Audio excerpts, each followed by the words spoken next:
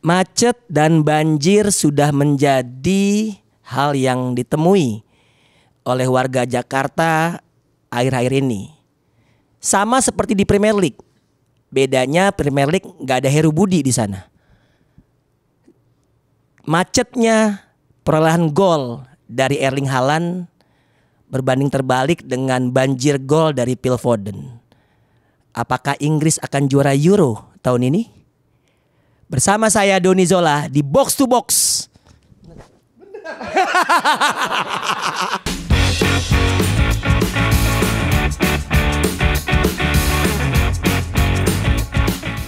Welcome back to Box Football Show. Box to Box Football Show. Iya, maklum puasa. Wah, alasannya puasa. Atau sudah lama gak kesini soalnya? Iya, udah lama banget deh. Ada 3 bulan lah gak kesini gue. Oh iya. 3 bulan, Terakhir tuh ini yang kita ngomongin ini ya, yang pakai sama-sama pakai baju ungu itu. Oh iya. Futsal, udah lama dong itu. Futsal.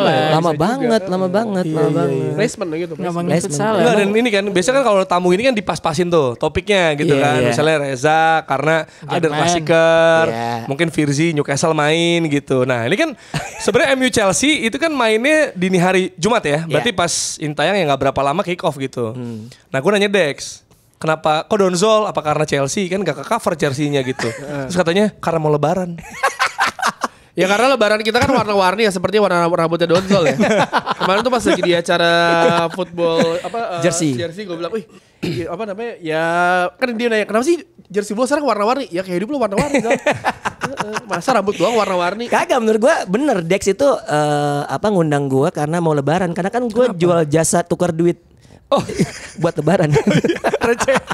Masih ada gak sih? Buat bagi-bagi. Masih ada gak sih kayak gitu? Ada Ada banyak yang nanya, banyak, yang nanya di story tuh ada yang bisa nggak tuker. Bahkan di bank kalau nggak salah sekarang dijatahin berapa? Dibatasin Nggak gitu. Nggak boleh banyak-banyak. Tapi ini lu nggak apa-apa emang rambut ini warna. Maksudnya Rossi rencana potong nih. Enggak, Ya, gue nggak tuh apa-apa. kemarin kenapa diwarnain, karena kemarin ada proses pemotretan. Oh. Salah satu brand. Namanya brand. Sebenarnya kalau soal mah terserah warna apa aja asal ngamplopin bocah mah kan nggak ada yang protes. Nggak, beneran gue tuh tadinya udah nggak mau warnain lagi kan. Terus kemarin tuh coach kayaknya harus foto deh buat salah satu activity coaching klinik di salah satu event futsal nasional. Tipis-tipis training. Bukan Oh, dong, beda lagi. bukan. Yang ini tebel. Nggak tipis, nggak Oh iya. tipis. Tebal-tebal praktis. Oh ini alasan ngundang lu ya. Dan memang ya udah, photoshoot kan harus ada yang bisa dilihat lah gitu. Oh biar menyala kakak. Betul. Lu kayak ini ya, Romania 98 ya. Iya, betul. Gen Z nggak tahu tuh. George Haji loh. Pescu dan Ini. Petrescu. Dan Petrescu. Sekarang lagi Rumania. Sekarang latih di Korea loh dia. Sekarang latih di Korea dan Petrescu. Liga Korea serius. Serius? Iya. Pelatih. Oh, oke. Sama ini Hong Myung-bo. Karena sekarang Wih, dia Hong Min-bo. cover. Legend. Jadi sekarang cover Liga Korea bro. Oh iya, yo. Jadi bisa di semua olahraga. Iya. Sepak takraw pernah sama gue waktu itu sepak takraw. Jadi buat bapak-bapak, ibu-ibu yang sedang mencari host atau MC, jadi itu bisa ya. Bantu teman saya lah. Ini MC Soalnya dan kalau host timnas segala belum tahu cabang. nih. Apa? Timnas belum tahu nih Insya kelanjutan. Allah rezeki ada Jer. Satu rezeki ditutup, Allah akan membuka rezeki. Ya Kalau udah, takbir. kalau lu Islam, masalahnya kan lu bukan. Ya udah bentar doang deh kalau ada rezeki gue. Itu gara-gara lo ngomong yang itu ya, teriak. Udah. Enggak Sampai ke sini. kan, Enggak usah kan biasanya kan lu nanya kan sama Jerry, Jer apa kabar Jer? Masih Kristen. Nah, gitu, gue nggak tahu Jer kalau di agama saya ya. Biasanya kalau rezeki satu tutup, insya Allah akan dibuka rezeki pintu. Sama rezeki semua lain. agama Iya. begitu. Sama. Amin. Belum. Bukan yang lain. Di bulan Ramadan masuk Islam bagus loh. Waduh, Olahraga. berkahnya beda ya. Dan kabarnya tuh kalau lo misalnya lo masuk Islam mualaf, itu dosa lo sebelumnya tuh hilang. Betul. Podcast bola ini. Betul. Podcast bola. Betul. Lu Bukan bayangin, kultum. dosa kalau berjedol Jer, gak Buset kelihatan deh. kita Jer. Jer ya, kalau misalkan lu masuk Islam, ada yang islamin lu tuh, yang islamin lu ngebangun masjid di surga Jer. Makanya gue berlomba-lomba. Jer masuk. Jadi lo jadi downline sebetulnya. Dosa tuh nggak bisa ditutupin pakai bubuk, Jer. Kayak rambut. Karena Jerry itu permasalahannya ya kawan-kawan ya. Seperti rumah sakit saya juga. Ya banyak orang juga. Banyak orang emang masalahnya emang ya permasalahan kebanyakan laki-laki ya. Kecuali Donzol aja emang curang. Kagak. Tadi sebelum Lu diwarnain ngedistract kan lo? Iya, sebetulnya Tipis sebenarnya kan lo. Ini apa sih? Ini ya, apa namanya? Ini ya. sebenarnya tadinya abu-abu monyet. Cuman monyetnya cabut. Ini gulali ya? Gulali ya? Kagak nih ayam negeri SD tau gak? Ayam negeri yang dijual di SD. Kira Nick Carter kan? Gak enak loh, gak enak senior. Ayam Nggak kasih konteks dong, senior ayam Uban. kate yang dipilok. Aja yang dipilok tuh. Iya. Tapi gimana Ros? Lo rencana beneran potong menjelang Tapi lebaran kan kalau atau? emang lebaran kan pengen rapi dong. Maksudnya gue pasti keliling ke tempat cewek gue, Iya. ke keluarga besar kan, segala macam ya potong harus ya. Iyalah Ros. Karena kemarin udah di IG story tuh gue lihat. Anjing gondrong. Kayak maksudnya kan orang pada bilang kan, ntar tuh biasanya 2 minggu tuh baru bener ya. Ini nggak sempet sih ya. Udah Selama lo potong kenal, aja. kenal Rossi, lebih baik gondrong apa pendek? Gue gak pernah ngeliat dia pendek. Oh, serius belum pernah lo? Gak pernah gue. Belum pernah. Kayak mana? Nah ini Enggak, maksudnya kesempatan. segini buat lo panjang apa pendek? Sama aja Rossi mah. Kalau gue Gondrong ini mah. mendingan lo gondrong Curang sih. aja, rambutnya Iya. bisa gondrong Karena gitu. gue pertama kali ketemu lu tuh gondrong begitu pas gue pernah dia lebih pendek daripada ini. Gue agak Apanya? shock. Gue sempat godain. Gue kira cewek. Enggak, Gimana? Gue tuh karena kalau ngeliat orang rambut panjang tuh agak curang ya. Maksudnya? Tuhan tuh semua adil tapi tidak ada yang Iya. rambut saya. Ada yang kebanyakan, ada yang dikasih kebanyakan, ada yang dikasih kurang. Kenapa nggak adil aja adil? Maksudnya Kenapa kita jenggot gue sosialis. yang banyak dibandingin rambut di atas gue? Iya. Lu tuh bukan kurang, Nih Pak. ya. Somplak itu. Ini jadi ceper pala gue tuh. Waduh. Ceper. Jadi kalau dibotakin gak cocok, gak kayak Pep Oh iya Guardiola. tahu. Jadi gak bisa. Jadi kayak Binder Singh ya? Iya betul.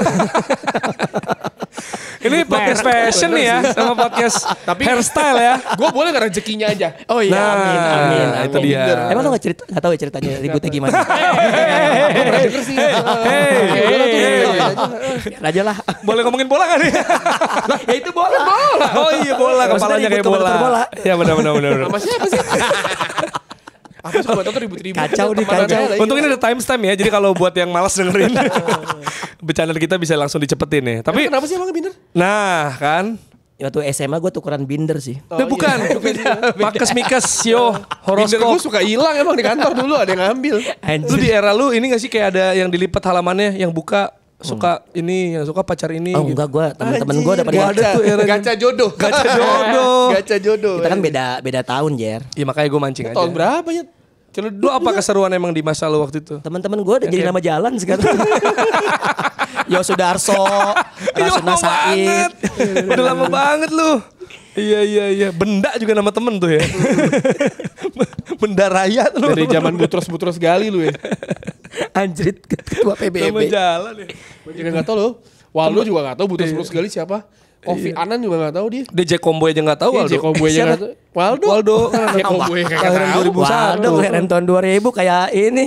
Parkiran Indomaret 2000. Baby Lawrence kagak tahu bang nih bang. Baby Lawrence. Baby Lawrence Allah Akbar. Gitu sih. Diana Kita Pungki nggak tau gak tahu. Diana Pungki? Diana Pungki. Enggak. Bang waktu itu gue ketemu di PS. Iya masih cakep ya. Masih kenceng banget sih. Bola weh. Maksudnya jalannya waktu itu gue liat masih kenceng gitu. Main Bola. gimbot bikin pusing. Iya. Gue pernah. Itu gue ketemu di Pondok Indah tuh. Iya kan? Diana Pungki. Tuh itu mau Hampir minta 3 permintaan. Jini. Iya, Gue ada iya, posternya dia tuh di kamar mandi. Buat apa? Enggak, kebetulan gini. Enggak. Kenapa di kamar jelasin mandi? dulu dong. Orang kan di kamar biasanya. Yes. Emang gak takut kecipratan air terus robek? Gini. Kenapa di kamar mandi? Kan nyokap gue kan beli emas di pasar Ben Hill. Hadiahnya itu. Kenapa di kamar mandi? Pertanyaan gua. Udah penuh di yang Di lain. kamar. Kemudian di kamar mandi deh kayaknya pas nih. Oh diadep luar pintu kan? Pintu luar Pas kan? banget ada nama kloset lagi. Boker dong. Semangat boker. Kenapa harus kamar mandi kan bisa keciprat ya? Kita gak usah ngomongin bola lah. Gak bisa ngomongin bola sama Donzel. Beneran dah. Capek gak sih lu Jol? Lu jadi coach kan ya ngomongin bola tiap hari gitu. Gue udah bukan coach lagi, gue sekarang Nah, apa tuh? anak agensi gue. Wih, cocok lah coachnya. Cocok Apaan banget coach ya. Iya. Fashionnya coba fashionnya. Ih Puma. Tahu. Nah lu, tapi lu ini gak UMR gak? Hah? UMR gak lu anak agensi? Buset, gue di atas lah. Emang gue ini desainer di bawah di bawah UMR. Iya. Sekarang gue yang jadi coach juga sekarang paling ngadu-ngaduin itu doang kan. Ngadu-ngaduin desain sama PSSI kan. Yuk, bola yuk. Bola yuk. Ya, Bukan timnya gue yang Donzo. ngomong ya. Coach gue gak ikutan. Enggak, gue gak ikutan ya. Ya. Timnya Riding the wave lah. Oh, bisa sekalian ya. Oke. Tim Harus geser beneran nih topik. Tadi masih fashion, Diana Pungki masih aman nih. Gue udah mau geser ke Monica Desideria nih. Anjir. Dona kan. Vicky sekalian. Burki lah Prima Raga. Nah, Anjing udah pada kayak gimana ya? Iya, parah Udah pada pakai botok. jangan dibocorin.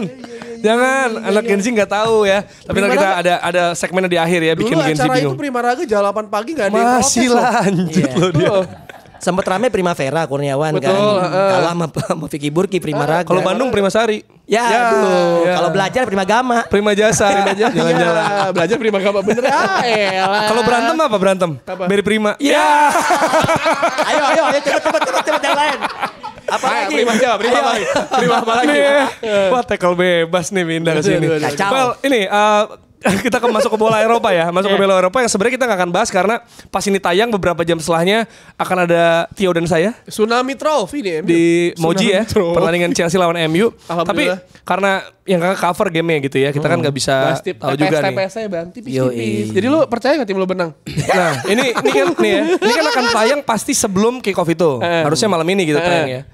Lu ini dong nebak-nebak kira-kira bener apa enggak? Ini ditayangkan di sore hari harusnya. Oke. Ini gimana ntar pertandingannya gimana lu? Ntar malam. Ya, Yang nebak-nebak serius aja. Serius. Nebak. Keluarin aura coach lu dong. Iya, ini as a coach ya.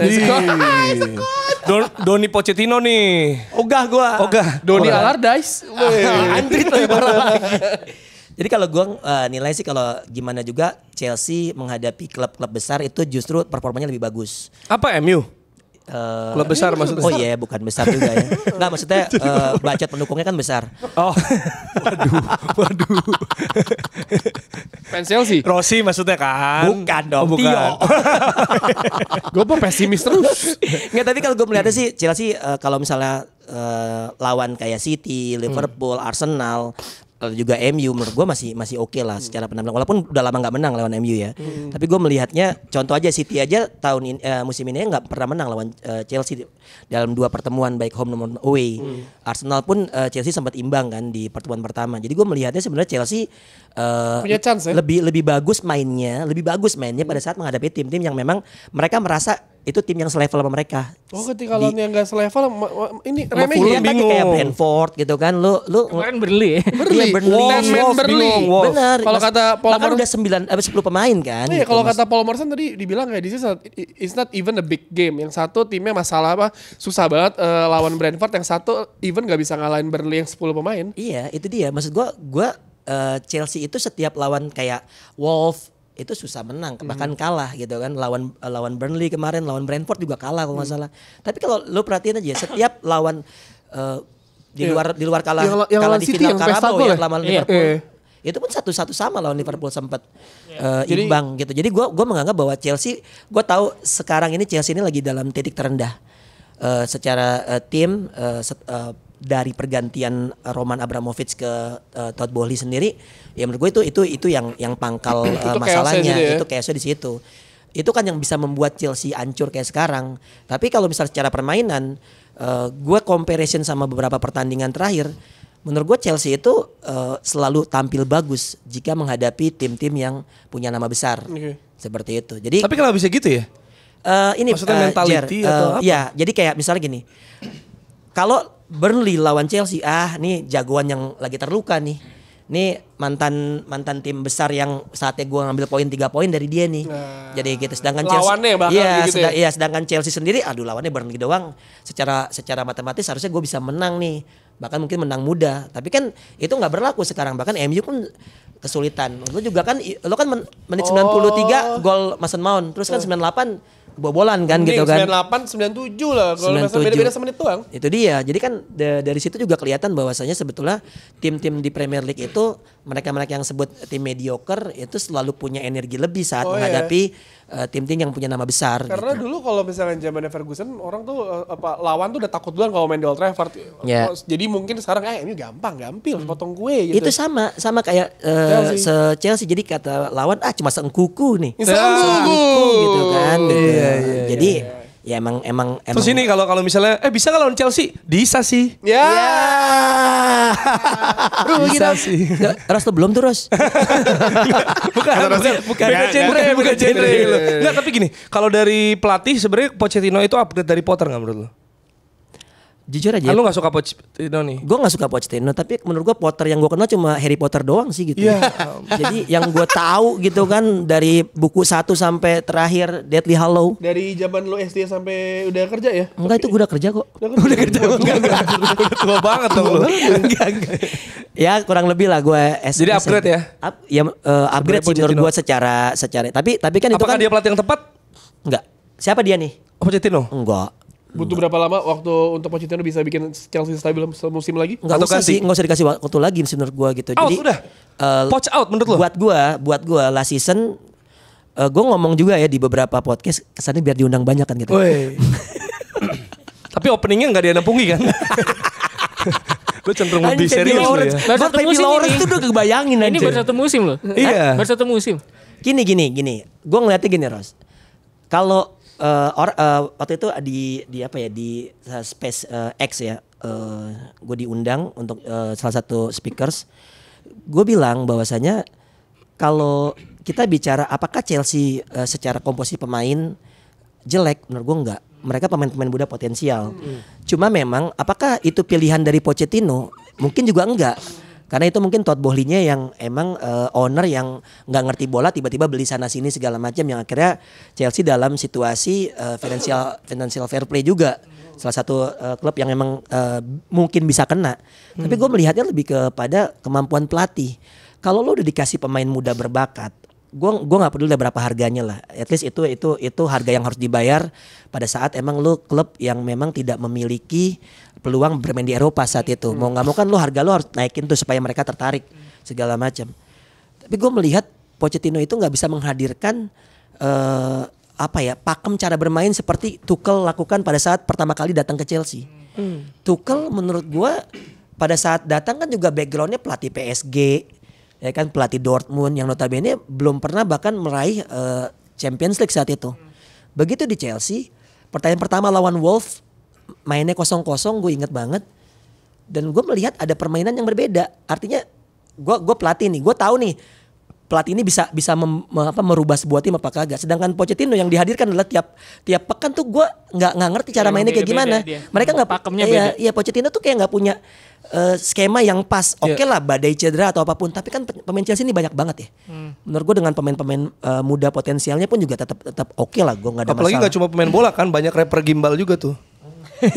Tapi enggak, maksud gue tuh gini, mungkin karena skuadnya Chelsea tambal sulam juga gitu kan, terus kemudian yang memilih nggak ada koneksi antara Pochettino, bahkan gue nggak tahu direktur football Chelsea sekarang siapa, kan nggak ini juga ya, nggak terlalu siapa ya namanya, gue lupa.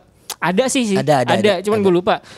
Mungkin nggak ada koneksi antara kedua pelatih sama direktur football, jadi pembangunan skuad tuh kayak tambal sulam gitu, dan karena komposisi skuadnya tambal sulam jadi kayak susah gitu loh buat ini pakemnya yang pas gimana ya gitu. Nah kan maksud gue beda gitu sama Thomas Tuchel iya dia bisa adaptif ya, taktiknya bisa beda-beda, cuman sekarang kan di Bayern tuh lagi dikritik banget tuh karena kan dia taktiknya cuman nunggu terus counter gitu kan, terus kalau misalnya nguasain bola bingung tuh mau dikemanain bolanya, itu kan yang terjadi sama Bayern musim ini. Nah ketika di Chelsea mungkin lu ngelihatnya oke, gaya mainnya dia tuh direct transition base gitu, mungkin ketika itu kelihatannya oke, cuman kan pada akhirnya terbukti Tuchel juga nggak sustain kan di Chelsea, kan dipecat di tengah jalan. Minimal apa yang udah dihasilkan itu oke lah. Mas gue dengan Champions pelatih League, mungkin karena Champions League jatuhnya bukan liga kali ya. Mungkin Kompetisi bisa kan. salah satu, tapi kan Piala Carabao juga bukan liga, Tapi dan lo nggak bisa dapat gitu. Pochettino nggak bisa dapat. Si Chelsea Tuchel itu kan lanjutin Lampard kan? Dia dapat Liga Champions itu gara-gara lanjutin Lampard kan? Iya, dan Lampard kan emang ancur-ancuran kan di saat dipegang Lampard. Lampard itu kan kena ban transfer. Yang pas kena ban tuh bagus tuh dia. Iya, dipaksa untuk menggunakan pemain yang ada. Iya. Begitu Dan berhasil. tahun berikutnya opening kan dibantai sama MU 3-0. Oh iya emang jago tim saya waktu itu. Enggak, kebetulan emang Lampardnya tolol. Lampard is good as a player, tapi as a coach, come on. Tapi Tio juga di awal musim bilang Chelsea ini bakal berbuat banyak nih. Karena pas ternyata. preseason. Dan lo percaya sama Tio saat itu? Enggak, karena preseason. Buktinya preseason. Premier League itu loh. Ketika lu opening. banyak cedera, Nkunku dan kawan-kawan. Kalau Liverpool imbang kan tuh. Pas pertandingan pertama lawan Liverpool Itu bagus itu. Bisa anjir, ngelawan bagus. lah. Tapi setelah itu kayak something wrong deh sama Chelsea ya. Ternyata maksudnya lu nggak bisa stabil sampai sekarang. Ya sebetulnya kalau buat gue ya dimanapun lah kita bicara lo kompetisi apalagi seketat Premier League, lo tuh udah bukan bicara punya 2-3 tactical, mungkin juga 7-8 tactical. Jadi nggak punya plan A doang, mungkin sampai plan Z. Gue sering bicara seperti itu. Kenapa? Karena lo harus adaptif dengan situasi. Pertama komposisi tim, lalu juga bagaimana cara main yang udah mulai kebaca. Kita tahu bagaimana sekarang Manchester City pun sekarang udah mulai kebaca permainannya. Sekarang udah oke lah, Manchester City bisa ball position bisa 70% mungkin, tapi tetap aja shoot on goalnya cuma 1 misalnya kayak gitu kan. Jadi kan dari situ kan udah kelihatan bagaimana cara meminimalisir atau mengalahkan strateginya si Pep. Nah, balik lagi ke Chelsea, gue nggak ngelihat bahkan artinya gini, dari awal kompetisi pun gitu loh. Lu precision oke, lu dengan pemain yang banyak, tapi kan akhirnya obstacle dalam memegang sebuah tim apalagi di Liga Inggris yang sangat ketat adalah pemain yang cedera, belum akumulasi, belum juga banyak hal apalagi dengan tim kayak MU dengan non teknisnya segala macam, pemain-pemain yang tiba-tiba berantem sama pelatih itu kan selalu ada gitu di tim-tim besar. Makanya gue melihat itu nggak ada di diri Pochettino, dan Pochettino itu bukan game changer gitu. Prestasi terbaik dia cuma finalis Liga Champions bersama Spurs, that's it udah gitu. Maksudnya maksudnya kalau jadi ngebawa mentality Spurs. Maksud gue kalau Pochettino nonton jangan baper ya. Enggak ngerti bahasa. Jadi gue menganggap bahwa Chelsea itu harus dipegang sama UMR ya. Ntar digituin. Iya. Gue harus game changer. Gak apa-apa lah, komentator kan emang ngomong. Big game. Kalau nggak makan nih besok, nih anjing mau ngomong nih gue. Jadi kayak lu harus game changer gitu dan big name. Gue lebih setuju Mourinho, walaupun rasa Mourinho udah berbeda dengan rasa Mourinho atau Rasa yang pernah ada ya. Diketawain. Tuchel. Mourinho, jadi lu pengennya Mourinho balik? Enggak, gue sih ketiga kalinya. Dan gue nggak terlalu suka sama Mourinho ya. Jadi siapa yang bisa? Soalnya dia belum fallback gue. Enggak. Banyak dong yang lu nggak suka banyak dong pemain bola. Enggak. Jadi gue melihatnya sih buat gue mungkin Tuchel walaupun balik lagi nih dari buat gue kalau misalnya karena gue pada saat dipegang Tuchel masalahnya turun kan gara-gara itu gara-gara peralihan dari Roman ke Boli juga. Pada saat di Roman kan ya Chelsea baik-baik aja gitu loh. Dia yang cerai gak sih? Dia cerai juga. Ya kan? Itu mungkin mempengaruhi juga, masuk sedikit banyak. Baik-baik, gak ada masalah. Gila lu. Bikin ikutan kalau itu. Parah. Bikin isu nih. Nggak, tapi jadi kalau solusinya kan lu poach out, ya kan? Nah terus solusinya pelatih yang seperti Tuchel atau Mourinho gitu. Zola. Iya. Oh 25. Zola pakai jersey pakai kors ya. Buat gue Pochettino selesai aja kontraknya, bukan keluar sekarang juga gitu. Maksudnya selesain dulu sampai akhir musim. Oh cuma semusim nih? Gue nggak tahu. Kalau semusim kan Marcel. Ya. Udah kita geser ya. Kita geser ke apapun hasil pertandingannya nih antara Chelsea sama MU ini kita nggak bisa bahas di sini. Yang jelas buat yang pada nanya kan sering ini kolom komentar, undang kayak pandit Chelsea. Nah kita hadiri pandit Chelsea Islam lagi. Pochettino kalau semusim berarti emang harusnya dipecat sih kalau kontraknya cuma evaluasinya udah habis ya. Ada lagi loh pandit Chelsea juga, Ranggas. Oh iya, Ranggas. Bisa tuh kesini. Yang Erspo. Sering ke Stamford Bridge dia. Kawan kita itu tapi. Jangan begitu dong. Pangeran Jaksel. Pangeran, baru ulang tahun. Selamat ulang tahun. Selamat ulang tahun. Kita geser ke big match juga di akhir pekan ini. Well, sebenarnya big match bukan secara klasemen ya, tapi secara history. Sejarah ya. History. Di mana ketika fans Arsenal dan Man City berharap kepada satu tim yang tidak bisa diharapkan oleh fansnya sendiri tidak bisa diharapkan. Jadi saya mau ingatkan lagi buat kawan-kawan semua yang Gunners dan juga Citizen, mendingan gak usah ngarepin. Gak usah low expectation aja. Karena Arsenal juga ngarep tuh sama Liverpool kemarin pas lawan City. Gue tuh berharap gue ngomong gini tiba-tiba hasilnya kebalik. United jinx. menang ya kan, jinx. Jadi kayak jangan berharap sama Man United. Udah mau lebaran, jangan habis-habisin waktu, tenaga, mending baca doa aja kepada Allah Subhanahu wa taala untuk keluar kalian. Berharap ada keajaiban. Keluar taraweh lagi game itu. Cocok. Tapi bukan cuma Chelsea, tapi MU juga banyak cedera nih. Lisandro Martinez, Lindelof, Shaw, Malaysia, back semua nih. Sama Martial, ya ini gak ngaruh, ya kan. Dan ketika ditanya kenapa gampang cedera, Ten Hag bilang kayaknya kami tahu deh kenapa pada cedera, tapi saya nggak mau kasih tahu kalian. RHS kata Ten Hag, nggak semua di dunia ini kalian mesti tahu bro. Gitu. Gimana Ros? Maksudnya ini apakah ini main games untuk publik atau gimana nih maksudnya? Itu yang lo sebutin semua kecuali Malaysia ya. Malaysia tuh dari preseason udah nggak long term kan? Udah nggak ini kan, udah nggak main. Nggak tahu tuh dia banyak setbacknya kan kalau baca beritanya. Feeling gue dia kena pesugihan. Guna guna istri muda bro. Setback cek dulu dia dulu waktu masih muda selingkuh nggak? Ya kan masih muda. Masa kecilnya. Pas SMA kali ya. Tapi selain Malaysia tadi siapa? Lindelof, Shaw, Shaw. Dan Lisandro tuh kalau nggak salah baru satu kali main kemarin ya. Terus kemudian udah cedera lagi dan banyak yang bilang Lisandro tuh cederanya di sesi latihan. Sama kayak Rasmus Højlund waktu itu kan juga cederanya otot ya, sesi latihan lagi bagus-bagusnya padahal kan. Lagi bagus-bagusnya terus kemudian cedera di sesi latihan dan dia nggak bisa main sekitar 3-4 pekan kalau nggak salah ya. Jadi menurut gue sebenarnya kalau ngelihat patternnya ya lo harus bisa mengkritik cara Man United mengomposisi sesi latihan karena kan itu kan dikabarkan bahwa banyak pemain cedera di sesi latihan karena intensitasnya terlalu tinggi gitu. Kenapa intensitasnya terlalu tinggi? Ya lo lihat udah sering kita bahas di podcast ini bahwa cara main Man United itu tuh mengcover areanya terlalu luas pemain-pemainnya. Bahkan kemarin ketika menghadapi Brentford itu ada satu analisis di mana kenapa kemudian 20 menit pemain Man United tuh udah kehilangan antusiasme, udah kendor gitu. Ya karena selama 20 menit pertama mereka dipaksa ngepres dengan jarak yang terlalu luas antara satu pemain dengan pemain lain gitu. Jadi sebenarnya approach-nya bingung gak Ros? Maksudnya gini, lo kan bilang coverage-nya luas. Jadi mereka pasti kelelahan, exhausted karena mereka ngepres tapi lebar begitu ya kemana-mana. Tapi di sisi lain kemarin kita juga bahas bahwa Brentford bisa punya 83 sentuhan di dalam kotak penalti United karena dibiarkan. Jadi mereka ngepres sampai lebar tapi ngebiarin di kotak penalti. Ini aneh nih.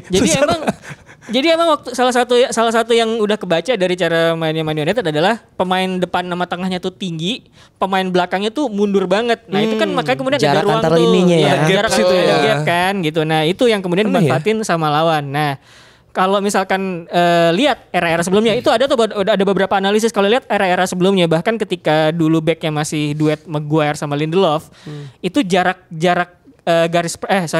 tinggi garis pertahanannya tuh lumayan tinggi, nggak kayak sekarang rendah gitu. Bahkan Maguire sama Lindelof tuh masih bisa giring bola sampai depan gitu loh, carry bola sampai depan karena garis pertahanannya tinggi. Nah yang sekarang ini rendah tapi gap antara pemain-pemain dengan pemain-pemain di depannya itu jauh banget. Itu cover area luas dan yang dipaksa adalah pemain berlari seluas mungkin gitu. Nah makanya kemudian di latihan di drillnya seperti itu dan kemudian jadi banyak yang cedera. Gitu. Tapi sebenarnya kalau dari cedera kelelahan gitu, sebenarnya kedua tim akan lelah karena MU dan MU dan Liverpool akan main Jumat dini hari. Betul. Terus Minggu main lagi. Betul. Ini cuma beda 2 malam doang. Jadi nggak ada alasan kalau orang kelelahan, nggak ada, semuanya sama mainnya.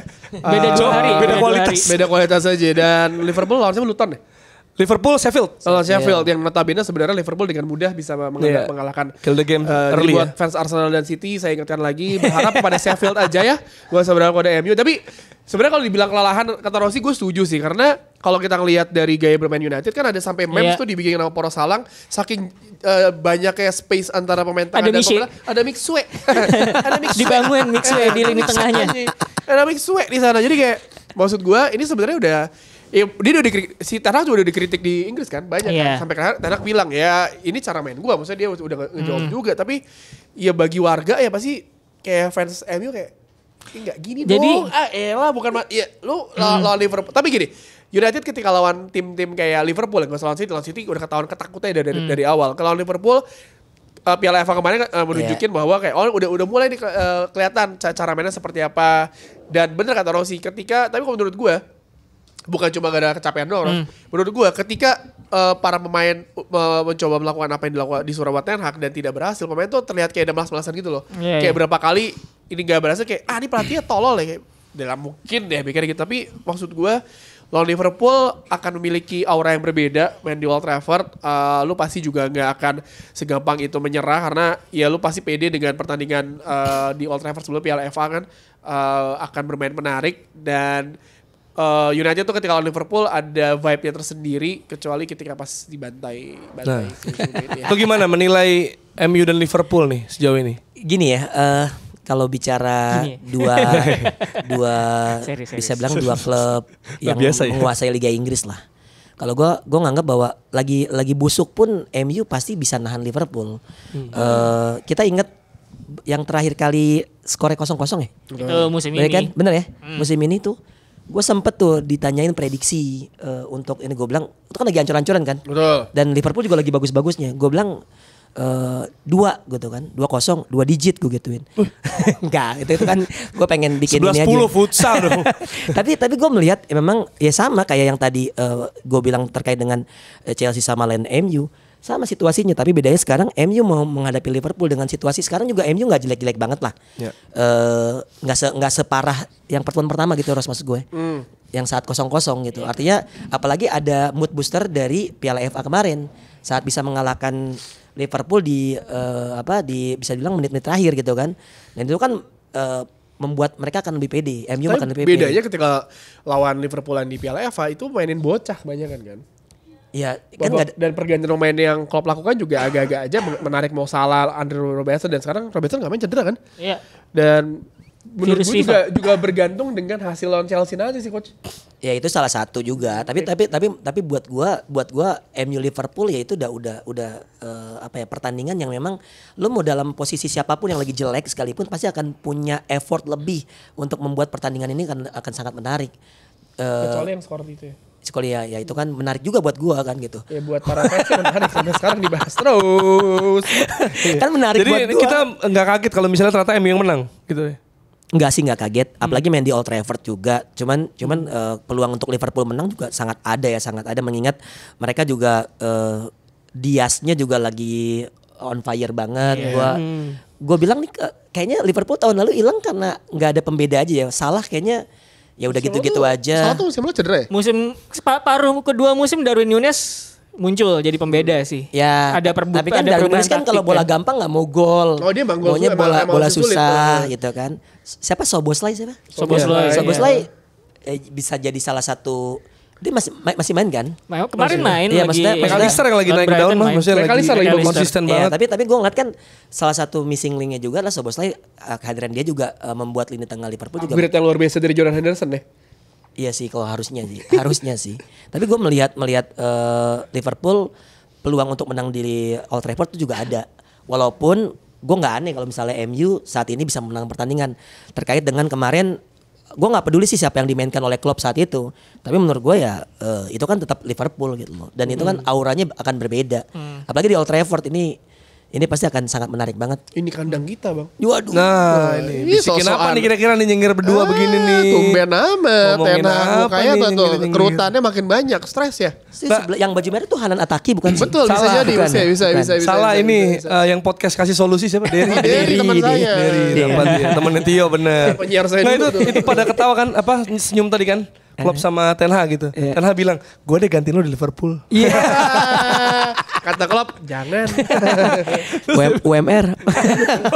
Gak baik. Tim kabupaten kan ya kan. Nih tapi kalau dari persaingan ya, ini kan Liverpool juga pasti akan MU akan didukung oleh Arsenal dan City ya kali ini karena untuk Jangan persaingan gelar berharap. juara gitu kan. Dan kemarin juga aku sebagai fans Arsenal yang udah unggul cepat 2-0 lawan Luton, gue berharap ketika Duran ya kan Duran cetak gol ini penyama kedudukan tanpa Oli Watkins gitu kan. Wah ada harapan nih Villa menahan City. Padahal nggak ada Haaland, nggak ada Kevin De Bruyne, tapi ternyata nggak ada John Stones, tapi ternyata Phil Foden hat-trick. Gila. Jadi tanpa dua pemain ini aja Phil Foden hat-trick, dan ini semakin menajamkan kayak apa City sebenarnya nggak terlalu butuh Haaland gitu. Yang rambutnya mirip sama lu nih kayaknya nih, warnanya gitu. Gimana coach? Oh gue tanyain. Lu dong. Gue rambut gue doang tadi. Ya kalau buat gue sih kekuatan City bukan bicara pemainnya aja ya, tapi bagaimana dari otaknya ini si Guardiola. Yang gue bilang tadi dia dalam ngelatih di Premier League, lo harus punya plan sampai Z, dan Guardiola punya itu semua gitu. Guardiola punya dikasih fasilitas pemain-pemain yang bisa mumpuni untuk strategi yang dia inginkan. Bahkan saat seorang Haaland nggak main dan membuat para pemain FPL pada sedih juga kan gitu kan. Gua untung nggak ada tuh. Dan apalagi De Bruyne sendiri gue melihat udah mulai runcing ya masalahnya dengan Guardiola ya. Kayaknya Guardiola juga harus siap-siap mungkin menemukan De Bruyne nanti mungkin musim depan entah nggak ada. Karena gue lihat De Bruyne juga udah capek disetir mulu. Asik. Nggak bener. Guardiola ini demanding. Lu perhatiin deh, mereka-mereka yang keluar adalah mereka-mereka yang notabene udah nggak cocok sama Guardiola, bukan nggak bagus. Cancelo. Iya, jadi bukan nggak bagus, tapi nggak cocok gitu, nggak cocok dengan karakter mainnya. Gue ingat waktu kejadian juara Garabo apa ya di backstage-nya gitu. Backstage di selesai pertandingan, padahal udah penyerahan medali segala macam, tapi dia masih ngomongin soal tactical sama Sterling segala macam gitu. Jadi gue menganggap bahwa ini pelatih demanding banget gitu, buat dia nggak ada hari libur, sedangkan lu nggak bisa nikmatin apa gitu.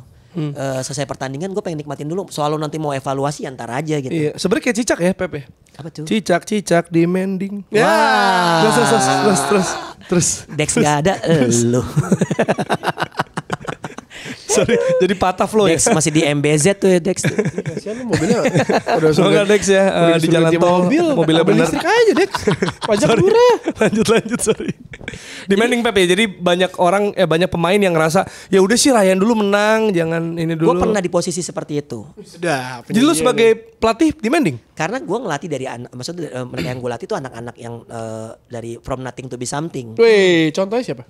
Iya, lu nggak kenal. Ada kayak gini kayak adalah John Stones, di futsal kayak Randy Satria, lalu juga ada Farhan Rizky Eki, ada Jardel. Jadi mereka itu notabene pada saat gue sebagai pelatih junior mereka, ya mereka oke nih, dengerin instruksi gue ngelakuin. Tapi begitu mereka agak dewasa dikit, mereka, nah itu pasti ada self defense.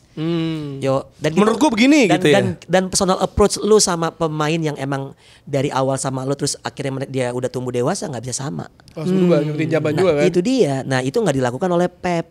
Pep buset kemarin yang imbang sama Arsenal Grealish tuh kena tuh. Itu dia. Maksud gue, lu gini ya, pemain-pemain itu punya harga diri juga. Pada saat mungkin entah itu kan kadang-kadang Pep juga suka lebay lah. Di balik kepintaran dia itulah menariknya orang-orang pintar itu pasti ada sesuatu yang eksentrik yang mereka lakukan. Tapi gue melihatnya akhirnya ada apa ya?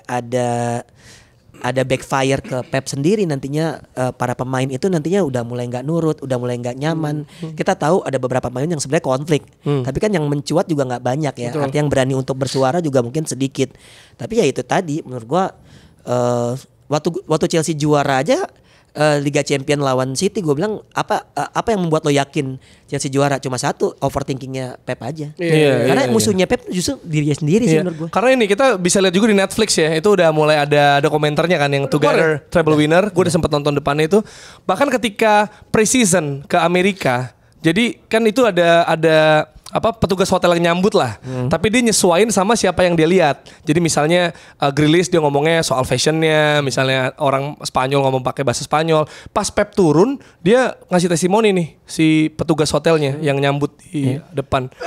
Ini orang kayak main catur 6 sekaligus. Iya. Gitu. Terus sambil main game yang lain gitu. Jadi susah banget untuk bisa ramah sama dia segala macam gitu, karena dia tuh kayaknya mikir terus. Dan Grealish juga sempat bilang kan di CBS Sport Glasgow ya, Grealish sempat bilang gue tuh bingung karena gue tuh kadang udah bikin sesuatu yang bagus tapi tetap salah di mata Pep.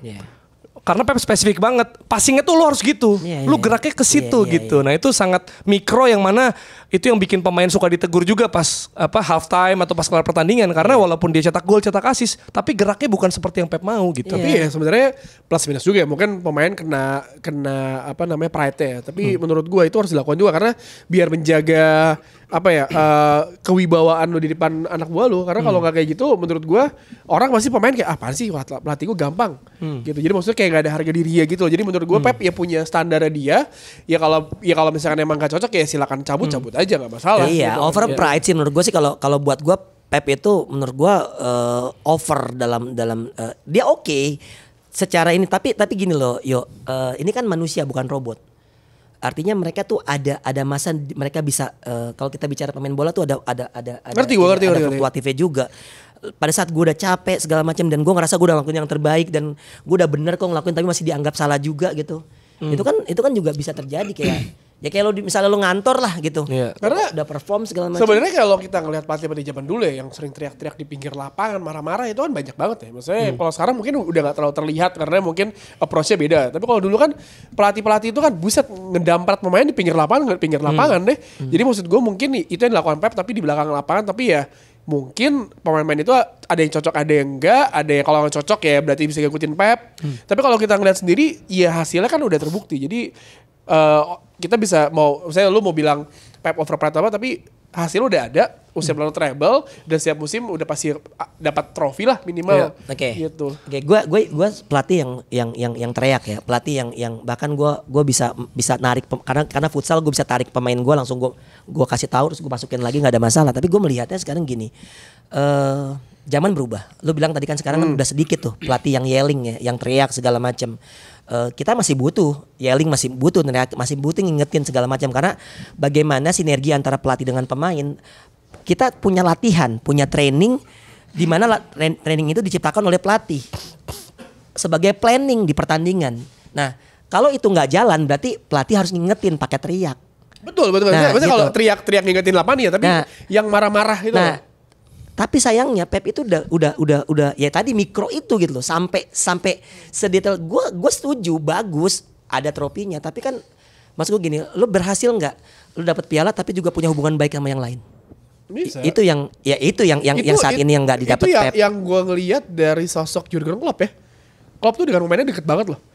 Terlihat maksudnya segampang ketika pas Piala F lawan United pemain mudanya nyetak gol, Harvey Elliott nyetak gol, diunjuknya Klopp gitu. Jadi maksud gue itu yang hubungan yang memberikan trust. Gue sebagai fans United ngelihat Klopp dengan hubungan dia dengan para pemain Liverpool begitu dekat, gue kayak iri gitu loh. Ini pelatih United kagak ada gitu kecuali Ole ya. Ole kan emang legend jadi dianggap gitu. Dia Oke. Kita sekarang geser ke spesifik ya. Tadi kita ngomongin soal Foden, Ross. Ini ngelihat Foden yang bersinar di saat bisa dibilang ya De Bruyne sama Haaland ya, pemain yang juga menjadi kunci itu nggak main bahkan. Dan juga Rodri juga ya kembali meng-carry di awal gitu untuk bisa menjadi pemecah kebuntuan dan Foden bikin hat-trick. Apakah memang di musim ini sebenarnya wajahnya City tuh ada di Foden? Gak tahu ya, sejujurnya gak tahu kalau misalkan wajahnya City itu di mana karena buat gua City-nya Pep Guardiola itu berbeda dengan tim-timnya yang lain. Pep Guardiola sebelumnya. Tapi dia minim kena rotasi loh. Iya pasti. Gak biasa. Maksudnya kan biasanya kan dia dirotasi. Enggak. Nah winger-wingernya Pep. Tapi dia sekarang bisa geser ke tengah juga. Ngisi Alvarez gitu. Jadi gini. Coba gue runut dulu ya. Jadi kalau misalkan lu ngelihat tim-tim sebelumnya gitu ya. Bayern Munchen terus kemudian Barcelona. Pasti ada 1 atau 2 pemain tuh yang nyaris gak bisa ditepikan begitu aja gitu ya. Di Barcelona lu punya Busquets sudah pastilah tuh holding midfielder paling pentingnya Pep gitu. Terus kemudian Xavi, Iniesta, Messi. Intinya keempat orang itulah yang menurut gue bisa jadi backbone dari Barcelonanya Pep. Terus kemudian di belakang lu punya Puyol gitu yang ya udah susah banget buat digantiin. Di Bayern Munchen ada Philipp Lahm. Tentu saja kemudian masih ada Ribéry sama Robben segala macam ya kan. Di Manchester City menurut gue dia lebih gampang untuk merotasi pemain sesuai dengan form yang lagi mereka punya gitu. Jadi kalau misalkan tadi lu bilang tapi belakangan dia nggak tergantikan ya mungkin emang formnya lagi bagus gitu loh. Karena menurut gue ada beberapa pemain yang kalau misalkan di City ya ketika formnya ini bagus nih 2-3 permainan terus kemudian agak drop, itu pasti bakal kena rotasi sih sama Pep gitu. Walaupun kalau menurut gua ada beberapa pemain juga yang buat dia krusial. Ya Rodri contohnya, Fernandinho dulu gitu juga. Jadi posisi-posisi sentral kayak gitu mungkin dia agak lebih agak lebih hati-hati kalau pengen ngerotasi. Cuman jadi Phil Foden bagus musim ini udah kebukti dan kita udah pernah ngebahas soal Phil Foden ketika dia dibandingkan sama Jude Bellingham. Jadi gue pikir gue udah menyampaikan opini gue bahwa Foden ini luar biasa gitu. Dia udah mengantongi treble pula gitu. Cuman balik lagi kebutuhan Pep di Manchester City ini kan kadang-kadang beda sama apa yang kita lihat dari luar lapangan gitu loh. Makanya kemudian kalau lo mainin FPL kan takut kan mainin pemainnya City di FPL, tim FPL lo gitu kan. Jangan kena rotasi nih karena, gitu. Menurut gue Foden itu juga jadi salah satu proyeknya Pep mau nunjukin bahwa gue bisa lo bikin ini pemain ini kan dari akademi ya. Dari pemain muda, pertama kali dimainin Pep pun juga pelan-pelan sampai akhirnya dia kan sebenarnya posisinya kan di belakang saya karena CHM kan, tapi akhirnya bisa menjelma menjadi kiri, kanan, depan, belakang, maksudnya dimaksimalkan sama Pep. Jadi kayak menurut gue nih kayak Pep juga pengen nunjukin ini loh pemain dari akademi gue yang gue bikin bisa sesukses ini. Jadi apalagi dengan pergian Riyad Mahrez, Gundogan, terus juga Kevin De Bruyne juga awal musim cedera. Jadi maksud gue emang nih momennya pas bagi Phil Foden jadi salah satu wajahnya City. Gue juga wajah City tuh banyak lah intinya. Salah satu pemain kuncinya City yang juga bisa membawa Inggris juara Eropa musim tahun ini. Jadi kita akan menyaksikan di final Jude Bellingham, Kobbie Mainoo dan Phil Foden. Harry Kane akan hat-trick dibantu oleh Marcus Rashford dan Bukayo Saka di kanan. Ini pasti akan menjadi luar biasa dengan Harry Maguire dan John Stones di belakang, tapi kipernya masih Pickford. Jadi ya udah, dan pelatih Southgate. Iya, karena gue ngeliat statistik Foden sama Saka tuh gila kiri kanan. Musim ini gila sih. Lu kemarin lihat ini gak? Inter lawan Empoli. Terus kemudian ini ngelihat cara mainnya si Nicolo Barella. Nicolo Barella, menurut gue ya, Foden sama Barella tuh mirip, walaupun kalau misalkan di Inter gue ngeliat Barella lebih diberikan kebebasan ya, karena bahkan lu bisa ngejemput bola sampai belakang gitu.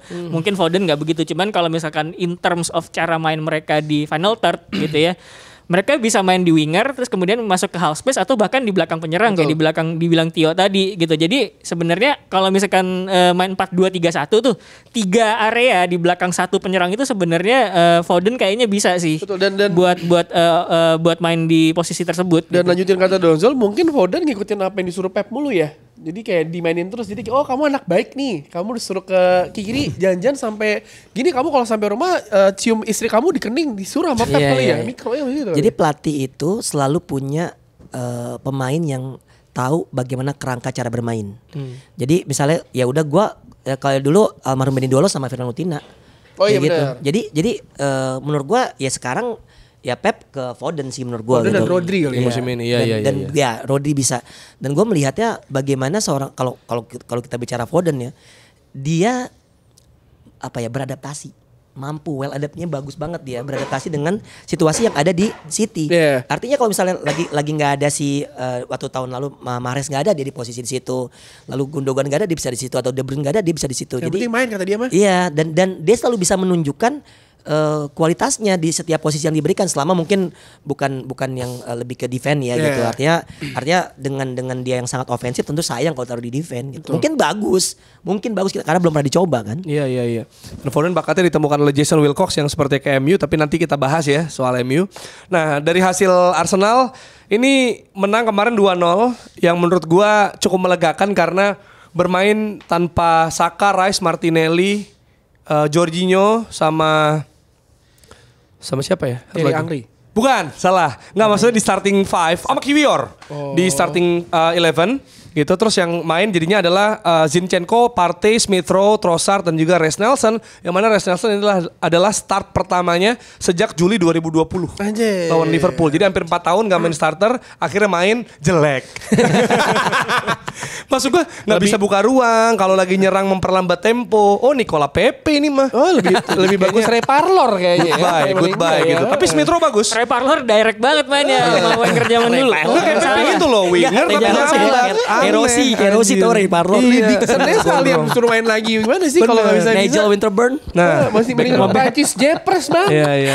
Jepers. Alia dia. Dimainin juga kagak. Jadi Smith Rowe yang bagus. Smith Rowe man of the match. Tapi dia bang bagus gak sih Smith Rowe? Maksudnya gue suka loh dengan dia ada dia, maksudnya dapat ketika dia main nih, kan dia cedera masalahnya. Iya cedera. Nah, tapi sejak itu jadi on off karena juga minute play kan. Jadi kalau pemain udah lama ngamen kan match fitness yang pertama, yang kedua tuh chemistry antar pemain. Jadi gua tuh ketika ada pemain cedera lama, akhirnya gue sudah bisa merasa kenapa mereka tuh lama untuk balik ke forma terbaik karena ketika gue cedera ankle 7,5 bulan, fisik siap, mental enggak. Jadi kayak misalnya ada takut duel gitu. Takut duel, ambillah Bang 50-50 gitu. Mungkin dia ya mungkin ada trauma untuk itu juga sih. Sebenarnya kemarin Smith Rowe di interview terus dia bilang gue kesel kenapa nggak golin sebenarnya atau yang biar jadi apa ya dibahas lebih lagi walaupun akhirnya dapat apresiasi berupa man of the match. Cuma gue lihat gol pertamanya Odegaard itu kan dari pressing yang dia lakuin, dia ngerebut abis itu dia ngalirin bola ke Havertz kasih ke Odegaard gitu. Gol kedua pun dia bawa terus cutback akhirnya bunuh diri si Daiki Shioka lah pemain Jepangnya Luton gitu. Tetap bukan Reiss Nelson yang golinnya. Jadi akhirnya gol dan dia juga di belakang ada tackle penting tuh di babak pertama. Jadi dia turun juga gitu. Nah, gua rasa ini juga ngasih kedalaman yang dibutuhkan di title race yang bisa dibilang jadwalnya lagi padat banget gitu buat Arsenal. Padat banget ini udah gitu. kayak rujak bubuk tuh. Gue nanya ke mereka ya berkali-kali, tapi gue belum nanya pendapat lo soal Arsenal musim ini. Kalau soal perebutan title race, apakah ada yang mengagetkan buat lo dari 3 tim ini atau dengan mencari pembenaran atau performa Arsenal? Enggak, coba gue nanya kan lo berdua udah sering gue tanya. Sebenarnya yang bikin gue kaget justru Liverpool ya. Karena gini, kalau City itu turun performanya tuh dari tahun lalu sebenarnya tuh City udah namatin quest ya Bang, udah treble. Iya, gitu. tapi turun. Buat gue nih secara permainan artinya gini, di musim ini bahkan dia banyak kehilangan poin dari pertandingan-pertandingan yang seharusnya bisa mereka menangkan. Itu kalau gue melihatnya. Tapi kalau Arsenal? Gue bicara Arsenal ini selalu gue bilang bahwa kesabaran dari manajemen bersama Arteta dan bersama pemain-pemain yang sebelumnya lebih dari 100 juta pound dibeli gitu kan. Nah ini adalah buahnya gitu dari kesabaran mereka. Gue nggak tahu apakah tahun ini gue sih masih merasa City yang akan jadi juara kalau gue lihat gitu karena mereka punya semuanya untuk jadi juara. Mungkin gini ya kayak rasa apa sih rasa laparnya itu udah nggak selapar sebelumnya gitu karena mereka udah merasakan udah dapat mereka. Iya udah merasakan treble-nya gitu kan. Tapi gue melihat Arsenal lapar banget tuh. Nah itu dia artinya kekuatan Arsenal dari depth squadnya kedalaman squadnya apakah nanti mampu untuk sampai ke bensinnya tuh nyampe sampai terakhir. Berapa pertandingan lagi? 8. Iya sekitar 8 tapi dengan jarak yang sangat mepet kayak gini ya. Ini bisa Bang. Iya, maksudnya bisa dibilang ya sampai akhir musim lah gitu sampai pertandingan terakhir gue rasa bakal ditentukan. Bakal ketat ya. Bakal ketat. Sebelum pertandingan terakhir ketemunya MU Bang. Nah, cocok tuh. Cocok MU dikalahin. Nah itu dia tinggal sisa pertandingannya Jer sama ya lo bisa nggak kepleset di tim-tim yang notabene lo harus kalahin lah kayak Luton gitu lewat gitu. Jadi justru kan yang kadang-kadang yang kayak gitu yang luput dari perhatian. Nah itu makanya karena kita sempat ngobrol soal keyakinan gua akan Arsenal gitu. Kan kalau pertandingan lu mesti nggak yakin. Kan gue bilang kan masih peringkat 2. Kan gue bilang kalau bisa ngimbangin City bahkan ngalahin City gitu kan ngalahin MU juga gitu kan ngalahin Liverpool juga. Tapi gue bilang ini adalah season yang panjang. Jadi kadang 8 pertandingan lagi. Jadi kadang kepleset sama tim-tim yang kecil. Iya, lebih gampang meyakinkan Jerry untuk berpuasa ketimbang meyakinkan Jerry bahwa Arsenal tuh peluangnya gede untuk jadi juara. Bikin Jerry percaya Hitler mati di Garut. Masih puasa dia. Iya. Tapi sama gak sih sama lu bahwa Jerry ini tipikal kalau misalnya kayak di sosial media jadi evaluasi. Jadi kayak lu gitu yang emang pesimis sama tim tapi masalahnya Arsenal apa yang mau dipesimisin? Kalau MU kan sering ya kita dibanding City Liverpool. MU Chelsea mah enggak apa-apa kita pesimis. Iya. Arsenal musim ini beda situasi ya. Enggak aneh sih kalau misalnya pendukung Arsenal pesimis karena kan tahun lalu juga kepleset. Enggak, sama dong MU sama Arsenal wajar dong pesimis saya pengen juara ngerti gak sih? Jadi kalau misalkan kagak juara kan gue bener kan? Juga pesimis juara FA gitu kan sama kita. Apaan lawan Coventry juga kan. Pesimis kan di Twitter kalau pertandingan kan ini pasti kebobolannya beneran kan. Tapi gini yang jelas Arsenal sekarang dibilang bahasanya tuh flat track bullies. Jadi untuk lawan tim promosi mereka menang. Ya kan lawan Luton, lawan Sheffield, lawan Burnley dan udah cetak 25 gol ini rekor karena sebelumnya 24 gol di 2013 dan di 2024 baru jebol 4 dari 6 pertandingan menang terus. Jadi semoga trennya positif. Tapi Arsenal lawan Big Six ini kan bagus kan rekornya? Bagus. Lawan Arsenal lawan City Liverpool pun 4 poin masing-masing. Jadi enggak kalah. Jadi semoga itu jadi modal yang bagus. Tapi lagi-lagi ditentukan sama laga-laga lain sebenarnya menurut gua. Title race bukan pertandingan antara ketiga ini. Enggak karena gini, ketika sebenarnya kalau hitung-hitungan teori gembel gue ya, ketika lo satu tim besar, lu boleh kalah sama tim pesaing lo, tapi lu tetap ngambil poin penuh dari tim-tim yang notabene di bawah lu karena itu udah kunci banget. Gini, lu bisa kalah dari Liverpool dan City. Katakanlah oke lu 2 kali kalah dari mereka, 2 kali imbang gitu. Tapi lu nggak kehilangan poin sama tim-tim kayak Burnley, Luton, Everton itu karena itu krusial ya. Iya. Itu dia dan kita akan lihat nanti kayak gimana Liverpool juga dengan Jurgen Klopp yang mana ingin mempersembahkan gelar sebelum dia beneran cabut. Nah, kalau kita geser ke liga sebelah ya, ini kita cover juga karena Box to Box akan libur sementara di lebaran ini. Kita cover Barcelona yang bakal lawan PSG. Ini juga pelatihnya kan udah bilang, saya mau pergi. Ya, saya mau cabut di akhir musim. The moment dia ngomong saya mau cabut di akhir musim, Barcelona jadi bagus. Biasanya gitu bang. Ada momen kayak wah, kayak kita persembahkan untuk Klopp, kita persembahkan untuk Xavi gitu kan. Nggak, tapi manajemen jadi ngegoda Xavi lagi untuk stay. Coach, gimana coach dari kacamata pelatih tuh? Lu misalnya Xavi gue mau cabut deh. Kayak nawar di pasar ya. Pas cabut langsung dipanggil lagi emang dagang ya. Klopp ada tawar juga. Iya. Suruh bertahan. Gimana tuh? Lo ngeliat ini nih. Karena Barca ini susah nyari manajer baru. Gak punya duit. Gak ada profil cocok juga. Oleh Gunnar Solskjaer. Karena kan mau pelatih elit. Pep, Enrique, Mikel gak available. Yang Barcelona banget tuh 3 nama. Ya kan? Pengen pelatih bagus menjaga harmoni ruang ganti. Terus juga bisa ngeluarin potensi pemain gitu. Ya Xavi kondisinya gimana nih? Menurut gue sih mendingan Xavi bertahan ya. Kalau gue Jadi jilat udah sendiri? Ya nggak apa-apa kan ludah dia bukan ludah gue. Iya benar. Iya. Benar sih. Ya juga sih. Benar sih. Gue ngeliatnya gini Bener. sih. Gue lebih ke finansialnya sih. Kita tahu lah Barcelona tuh keuangannya lagi morat-marit lah.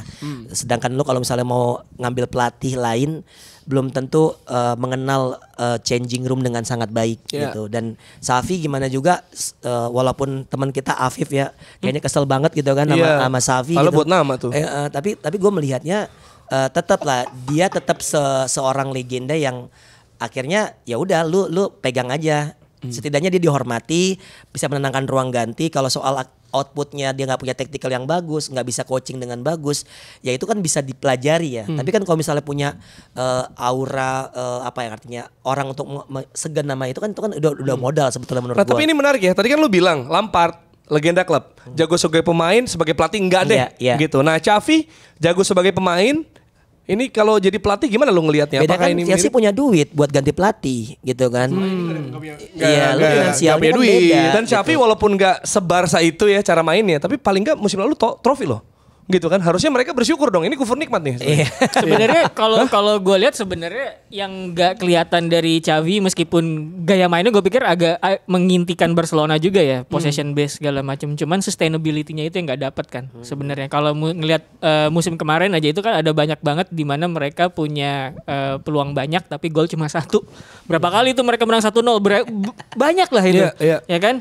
Itu nggak pernah terjawab mungkin ya ketika sampai musim ini ketika menghadapi lawan menurut gue yang sama-sama main ofensif, sama-sama disiplin strukturnya gitu ya, mereka kadang-kadang nggak punya jawaban tuh ini buat ngebongkarnya seperti apa gitu. Jadi mungkin itu yang menurut gue bisa dikritik dari Xavi Hernandez gitu, walaupun gue ngelihatnya kayak ciri-ciri Barcelonanya sih ada gitu, cuman kadang-kadang mereka tuh kayak nggak ngerti gimana caranya ngebongkar lawan yang emang strukturnya bagus gitu. Lawan Girona juga kesulitan kan mereka musim ini gitu. Jadi ada yang pernah bilang soalnya yang ngebedain Pep sama Xavi itu satu, Pep Guardiola menerapkan filosofi ini karena ada alasannya, karena bla bla bla bla. Dan tapi ketika dia diharuskan beradaptasi, dia bisa beradaptasi walaupun ciri-ciri dari filosofinya itu masih ada gitu. Nah kalau Xavi ditanya, kenapa lo mainnya kayak gini? Ya karena emang harusnya begini gitu loh. Emang jadi manajer gak gampang gitu. ya? Pernah ada yang analisis kayak gitu. Ya. Yang gampang cuma di Football Manager. Bener. Tapi ngomongin soal manajer nih, Box to Box Football melalui Rossi dan Aun ditunjuk menjadi manajer Inter Nusantara. Gimana Rossi itu jadi manajer dan kerjanya ngapain kira-kira? Kok fotonya gitu sih? Coba fotonya mana lihat? Kayak ini The Virgin. Ya. Nah, dibalik tapi ya. Punggung-punggungan. Gimana Bin? Tuhan Berikan aku. Nah ini gue nggak tahu tuh. Iya. Kita bikin bingung Gen Z. Gue nggak ngerti. Iya. Jadi nanti jadi manajer ya? Iya. Ya juara liga kita nih. Harus. Jadi kalau human manager di One FF di musim ketiga tuh agak beda kalau di musim 1 musim 2 gitu kan. Semuanya tergantung AI. Jadi otomatis gitu. Nah, kalau gua mau nih lebih kayak nentuin formasi, bisa gaya gitu, main, siapa yang main, gua rotasi apa enggak pemainnya, kayak gitu. Gitu. Jadi beneran kayak lu main Football Manager. Gitu. Kita akan lihat Rossi dan Laun apakah akan seperti Pep atau Klopp atau Ten Hag atau Poch. Jadi kayak Southgate nih, fix. Jadi Southgate bener. Aduh ini dia ya. Klub ownernya ada Afif. Oh ini ada halaman nih ya. Ini squad nih sekarang ya. Apip Sapi nih Sasaan. Key player ada. Ini jersinya berarti masih sama ya? Masih sama, Apip betul. kurus amat yang di yang Sotosop away-nya laku kayaknya ya. Apa? Banyak yang nyari ya. Nah yang biru kemarin itu. juga di Football Search Fair juga ditanya-tanya. Oh dijualin juga jersinya. Iya. Jadi kalau buat pendukung Nusantara karena ini mewakili negara ya. Karena kan kalau klub kan mewakili kedaerahan, ini kan mewakili negara gitu ya. Bisa sign up ke oneff.com, bantu box to box melatih pemain supaya jadi bagus. Soalnya ada yang namanya fans ownership. Betul. Gitu Jadi lu bisa dapat player cards. Nah, player cards itu lu bisa training lu pemainnya supaya skillnya naik gitu. Nah, nanti kalau misalkan lu dapat 5 player cards, itu kalau nggak salah lu punya kesempatan untuk menangin prize-nya uang tentu saja gitu. Dan tentu saja itu yang pakai jalur berbayar ya. Ada jalur gratis juga soalnya. Itu dia. Dan juga nanti season 3 akan dimulai di 6 April. 6 April ya? Weekend Berarti ini. weekend ini langsung main ya? Oke. Oh, lebaran ya? Iya. Lebaran. Enggak, virtual. Lebaran virtual. Iya, buka ketupatnya di halftime ya di lapangan. Ini ada sebelum kita bansos ada update juga Ros? Ya, jadi update Kanjuruhan masih sama ya. Yang kemarin Bapak Wicaksono, ya seorang pria 27 tahun ini dia bersepeda, orang kedua kayaknya ya yang bersepeda keliling Indonesia, udah 78 provinsi. Wah, kalau orang ketiga bahaya tuh. Udah Tapi aman sih. Aman gimana? Jadi dia bersepeda dengan tulisan Justice for Kanjuruhan gitu. Tentu saja belum ada update lebih jauh, tapi kabarnya dia ingin bersepeda juga sampai ke luar negeri. Mekah juga. Iya. Ini Wicaksono nih kerja di mana? Nah itu dia gue Nggak dipecat sama kantor. Jadi gue nah itu tuh. Jadi sebenarnya gue juga ngulik tuh beritanya. Karena 7 bulan ya? Iya 7 iya. bulan Gue Enggak, maksudnya teriakin ngulik. Kanjuruhan. Takutnya dipecat sama kantornya. Waduh. Lanjut Ros. Ya Bingung intinya balikin keluar nih negeri gua. sampai ke Mekah. Dia mau ke Mekah juga nggak salah. Iya mau ke Mekah, setahu gue sih mau ke Mekah. Iya. Oke, kita banter medsos ya. Kita bansos ya. Betul.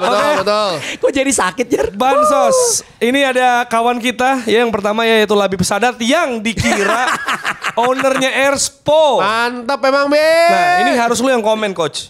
Ini Labib ini bukan owner Expo tapi thrifting ya, thrifting Kelapa 2. Flanel, Baju-baju ini, baju-baju ABRI di Iya, Kelapa iya. 2. Berarti Labib Dekat Makobrimob. Labib udah kita bisa sandingan dengan Dewi Sandra. Iya, karena tempat salah Sandra ini. Dewi Sandra Sandra. Dewi Sandra. Oh iya. Salah sasaran orang-orang. Labib Sadat. Bukan Sadat yang itu ya. Ini Sadatnya pakai T. Beda ya. Iya. Duitnya belum cukup masih ini. Sadat pakai T ya, jadi Tadat. Nggak butuh. Belakang yang diganti. Labib mah nggak butuh duit. Nggak butuh Duit duit. by nature. Iya, Duit by nature. nature. Oke, next. Ini apa? Oh, Foden, Phil Foden. Ada komentar di tangan Kita Southgate. gue jadi Iwobi. Patio ada komentar Patio. Phil Foden. Ya kan Southgate strateginya nuntuin pemain udah. Besok kayak serah kalian mau ngapain deh. Tapi nggak mungkin dia nggak main dong di starting Bisa line jadi up. enggak lah. Bisa jadi enggak ya? Rashford kiri itu. Percaya sama gua. Padahal ada kesempatan di mana lu bisa mainin sisi kanan tuh Saka sama Foden barengan. Lu rotasi posisi deh di situ. Tapi Foden bisa kiri kan? Karena kalau ditaruh di tengah dia bakal tabrakan sama Jude Bellingham. Gak mungkin. Nggak, Foden kiri Nggak, bisa dong. Tapi, Foden kiri tapi Saka menurut kanan. gue bisa nggak tabrakan. Jadi kalau misalkan Bellingham kiri box to box, Betul. cuman terus si Foden ya udah attacking midfielder half space. Tapi- Tugasnya rotasi sama Saka gitu. Nah tapi ya Southgate gak sepintar itu sih. Nah, itu Terus dia. Jadinya gak mungkin. Tidak imajinatif. Jadi itu Inggris tuh selalu mendapatkan talenta pemain-pemain bagus, tapi pelatihnya tuh tidak imajinatif. Tidak imajinatif lah. Bukannya saya nggak hormat pada Sven-Goran Eriksson gitu. Eriksson memiliki Lampard, Gerrard, David Beckham, sama Paul Scholes. Oke. Gerrard jadi sayap kiri tuh kayak mana? Iya. Padahal kan bisa main 4-3-3 gitu Belum ya. ngerti aja, belum ngerti. Oke. Jadi untuk Anda fans Inggris, ya keyakinan Anda Tapi kalau dibatasi oleh sampai pelatih. gue sih berharap Inggris final karena nonton final kan saya nanti ya. Oh iya benar. Iya, tapi kalau di final sakit loh. Gak apa-apa, yang penting Nggak ada apa ya. satu udara lagi sama Harry Maguire. Nah, Dari itu Qatar. dia. Itu yang penting ya. Jadi untuk fans Inggris siapkanlah alasan dari sekarang bernama Gareth Southgate. apabila Anda kalah, oke? Tapi kalau Gareth Southgate juara pasti langsung Southgate for United. Lu semua emang. Waduh. Next bansos. Wah, ini bahaya nih. Enggak. Nah, ini Tapi- Jerman larang nomor 44 karena mirip SS. Tapi emang menurut gue kemarin tuh juga ada ini ya. Ada Ini petirnya ya maksudnya? Enggak, SS itu logonya? kan SS kan kayak petir huruf Iya, S petir. gitu kan Iya, ya. Ini iya, empat-empatnya juga mirip. Jadi kemarin tuh ada juga di TikTok yang ketika kita ngomongin Toni Kroos quarterback itu di komennya ada yang bilang ini mah bukan American football, ini blitzkrieg strategi gitu. Nah, jadi menurut gua ada apa ya ketika ngomongin timnas Jerman ada beberapa istilah itu yang harusnya ditepikan nggak dipakai gitu. Iya, Jadi setuju. dulu gue pernah ketika masih di Detik itu kan zaman itu banyak banget media pakai istilah Der Panzer kan. Der Panzer Jerman segala macam. Lama-lama itu kemudian dihilangkan karena kan itu identik sama perang yang mana sensitif buat Jerman. Betul. Gitu makanya kemudian makin kesini orang menggunakan nama timnas Jerman tuh Die Mannschaft. Iya. Ya kan jadi Der Panzer dihilangkan. Begitu juga dengan Blitzkrieg, begitu juga dengan nomor 44 ini. Blitzkrieg itu kan serangan udara kan. Iya. Iya. Serangan udara Jerman Ramones juga bikin ketika lagu perang itu sih dunia gitu. Terus kemudian 44 Blitzkrieg pop. SS ini ya tentu saja organisasi paramiliter Nazi dulu gitu kan. Jadi kalau ketika gue jadi wartawan dulu memilih untuk menepikan istilah-istilah yang berbau perang gitu. Iya. Ya karena gue yang baru dapat itinerary yang besok Piala Eropa itu kan sama Adidas itu baru langsung dikirimin itu set do's and don'ts gitu mana yang sensitif salah satunya perang itu. Iya. Iya, Jadi, karena kenapa sih dulu kan ada yang kenapa sih serangan Jerman gak dibilang Itu. blitz? Iya. Banyak banget langsung dikirimin panjang banget. Kenapa sih pokoknya. nggak disebut blitzkrieg aja ya karena blitzkrieg istilah perang gitu. Sebaiknya emang dihindari gitu. Kenapa 44 ya? harusnya? Enggak, jadi kalau jadi Petirnya. huruf Oh, empatnya, mirip huruf petir. empatnya Kayak itu kayak simbol S. petir. Ah. Nah, Jadi ini. jangan ada yang mesen nomor 44 karena nanti jadi SS gitu. Kalau Iya. 77 Sport. STLR. Ya, ini. Boleh nih. Ada komentar Tapi ya. enak sih Verdi sambil sumpah. ngomong ini ya. Nih, Asgar. Ini apa? Super Sambal tuh SS. Kalau sablon fontnya udah di scroll pelan-pelan gak ngaruhin bener ini tentang Super taste. Sambal. Ini mah kemana-mana nih kan maksudnya. Tapi yang bahaya juga selain 44 adalah 88 karena kan Buffon waktu itu ya. iya. Buffon tuh haha kan Hail Hitler dibilangnya. Jadi dibilang neo-Nazi nih gitu. Yang tadi tuh yang membingungkan Gen Z itu. Nah ini juga rame di sosmed paling tidak dari semalam. Mari kita bingungkan Gen Z. Golden goal. Golden goal David Sekali Trezeguet. gol langsung habis. Ini Trezeguet sih gue. Ya kita sih tahu ini banget yang momen ini. ini adalah Dino Zoff udah berdiri di pinggir lapangan udah peluk-pelukan. Yes, juara nih. Ya dia lupa ada Sylvian Wiltord penyamakan kedudukan habis itu Apa yang terjadi dalam hidup lu ketika ini terjadi lagi di fase Tahun berapa? 2000 ya? 2000 Bang. SMP gua. 2000 ya. Gua udah lulus. Baru lulus SD gue. Udah lulus. Gua lulus kuliah. Enggak, gue lagi kuliah tuh. Enggak lagi putus kuliah kayaknya. Aduh, udah jangan diingetin. Masa lalu kelam ya. Asli Jangan tuh diingetin. gua- Lanjut. Nah, Donsol, lu orang Rumania kan? Rumah Teguh. Ini ini kita coba recall lagi ke ini. Tackle brutal. Kenapa tuh Rumah namanya. Teguh? Kenapa nggak Rumah Zakat tadi ya? Iya. Enggak itu tackle brutal tuh gue collab ke tackle bebas kali ya. Di KR Langga ya. Kalau disingkat gak enak loh. Apa itu? Tackle brutal. Jangan. Oke. Nggak ini nih. Taruh. Kita kasih konteksnya tadi dulu, sorry. Rumania ini. Ini kita kasih tahu Gen Z sekarang yang lagi nonton. Kenapa mereka dicat rambutnya? Gue lupa sejujurnya. Jadi Karena 98 Nazar ini. nggak sih? 98. 98. Nazar belum lahir Nazar. Bukan KDI. bukan. Bukan KDI. Kan Salah. Nggak tahu Bukan Nazar. gua. Maksud gue Nazar. di tengah Piala kalau Dunia lolos. 98 tiba-tiba mereka ngecat bareng-bareng. Karena lolos ini, Lolos lolos kan? lolos ke babak knockout. Di fase grup juga udah ngecat Udah rambut. warna-warni. Di fase grup udah Menang kali, warna-warni. menang. Gue belum suka bola tuh di momen itu. Inggris segera sama dia kan? Iya. Ingat gue. Masih. Nah, lu kenapa alasan lu mungkin sama kali alasannya? Ya gue kan tadi udah bilang, gue kepentingan photoshoot. Mungkin ini mereka photoshoot tim. Setahu gue alasannya biar karena kan saat itu Rumania bukan tim yang dikenal lah. Jadi biar eye catching dan orang tahu Oh, iya, Rumania bisa. jadinya rambutnya gitu. Saat itu kan masih ada Josh Hagi. Masih. Ya, Popescu. Masih ada tapi kan, Popescu. tapi kan belum Popescu. universal gitu. Bagi gue udah terkenal. Itu Gua kenal banget. Itu itu kipernya botak kan Ada ya? pin BB-nya. Iya, lupa gue. Kipernya botak Bogdan Lobon. tuh. Si Bogdan Stelea. Bogdan Stelea. Stelea dong. Bogdan Lobon Stelea. mah after kan itu kan Ajax kan. Oh iya, bener-bener. 98 lagi di mana? SMA. Gue lagi berantem sama guru BP tuh. Wah, nggak terlalu spesifik loh. Itu kalau botak nggak dicat kan ya? Kalau botak nggak dicat kan? Itu ya, jadi kalau lain. kalau misalnya ada alasan yang kita belum sebut bisa tulis di kolom komentar ya Rumania kenapa dicat. Terus ada lagi Jerman juara dengan back pass. Denmark kok Jerman sih. Ini tai banget Susah sih Jerman juara mah. Ini dia paling nggak lolos ya, tapi dia menggantikan Yugoslavia. Ketika itu masih namanya Yugoslavia yang karena perang ya. Negaranya pecah. Pecah ya. Gak lu bayangin kalau Yugoslavia sekarang masih ada pemainnya udah pasti juara ngeri. Eropa parah sih. Pasti. Ngeri. Kacau bang. Teja. Sengaja tuh dibongkar biar nggak dikdaya di sepak bola. Teori konspirasi muncul nih. Lanjut. Sakit hati ini. Langsung dipecat sampai Rugia. Anjung Hwan ya. Ini ada cuplikan golnya Anjung Tapi Hwan. emang agak ajaib sih ini wasit di sini ya. Emang Tapi ya. pada akhirnya Byron Moreno itu memang terbukti bukan wasit yang benar sih. Emang. Mengakui juga. Coba kalau ini Pierluigi Collina. Ya nggak bisa boleh, dong, nggak Itali. boleh dong. Dan itu sih Emang banyak kejanggalan pertandingan bener, dan itu. ada Iya. ini kan, maksudnya Korea selain Anjung Hwan juga yang golnya siapa tuh yang nyundul Morientes ya, yang crossingnya Joaquin. Iya. Itu juga kan nggak offside. Iya, nggak out. Bolanya Nggak udah out, sorry, nggak out. Bolanya Dia udah masih out. angkat. Kalau itu out, bayangkan kemarin Mitoma. Nggak usah jauh-jauh deh. Bayangkan Newcastle kemarin. Rivaldo kena sentuh bola langsung kejang-kejang yang sama lawan Turki. Harusnya Turki bisa menang. Itu. Jadi emang ya menurut gue sih, tapi kalau saat itu ya gue sebagai orang Asia gue bangga. Oh marah. Bangga Be the gue. Reds ya, kaosnya Be the Reds Karena tuh. kita euforianya. Gue kalau apalagi- inget ini 2002 Piala Dunia, gue nanya ini Bung Rin. Lagi- Bung, lo apa- pertama kali ke Jepang apa? Nonton Piala Dunia 2002. Waduh. Anjir. Apalagi Iya, pelatihnya dari Jawa Timur kan. Iya. Gus Hiding. NU lagi Itu spesifik anak tuh. kiai itu. Iya kan? Aduh, Gus Hiding. Lucu banget Gus- lagi. Gus Miftah Yai. aja ada. Oh iya bener. Gus Dur. Bener. Gus Imin kemarin Imin. panggilnya. Gus Hiding dari Jawa Timur. Belanda Timur kali ya maksudnya ya. Ya kali Bagus aja dulu banget lagi. dinaturalisasi sama Belanda. Bener. Aduh, bagus lagi Dari punchline-nya. Indonesia. Ntar tapi bikin punchline lagi ya. Ini belum kelar soalnya dikit lagi nih.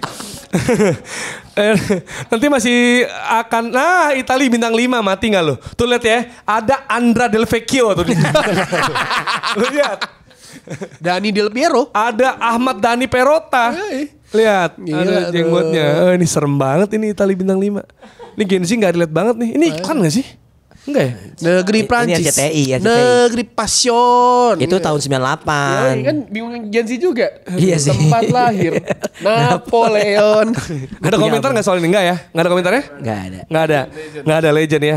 Jadi nanti bansos walaupun sudah berakhir, bukan pilpres, lebarannya, tapi masih akan dilanjutkan juga nanti setelah lebaran bansosnya. Dan jangan lupa juga El Kultum dari El Metronom episode terakhir akan muncul besok ya di hari Jumat.